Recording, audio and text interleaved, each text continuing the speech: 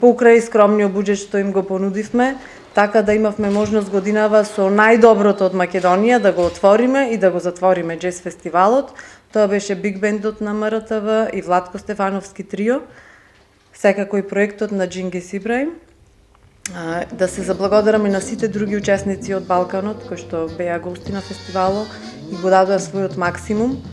Бендот Хашима, Чуи, Дине Донев, Lost Anthropology, кој што беше посебно доживување внатре во салата на Центарот за култура Марко Цепенков и се разбира како шлак на сето ова завршната вечер со Франц Кафка ансамблот.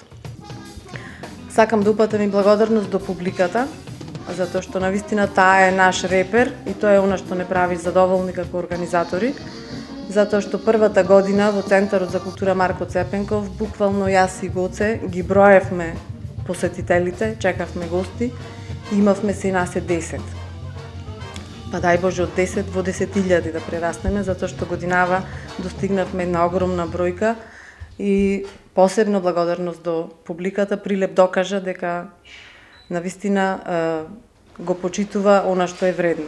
Прилеп докажа дека има капацитет да организира навистина еден спектакл и настан поврзан со џез музиката и исто така докажа дека не само повозрастните генерации, туку и помладите генерации ја негуваат оваа музика.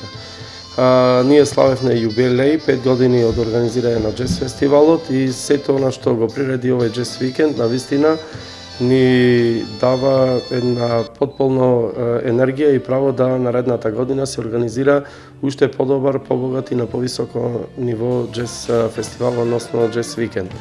Веќе Прилеп прераснува во еден од градовите и центрите на Балканот кој што го негува тој фестивалски туризам во текот на годината преку организирање на голем број фестивали и манифестации, па тука би го сврстил и екстремниот спорт и големиот број настани кои што се случуваат. Прилеп представува еден од најдинамичните градови во тој поглед на ниво не само на Македонија, како што кажав и на Балканот, и ние како стратегија локалната самоуправа да го развива овој вид на туризам и понатаму ќе продолжиме и ќе представува еден од основните стожери на понатамошното залагање. Знаеме дека преку фестивалскиот туризам не само што правиме популаризација на градот, туку исто така градот и неговата околина, па и Македонија имаат голем економски бенефит.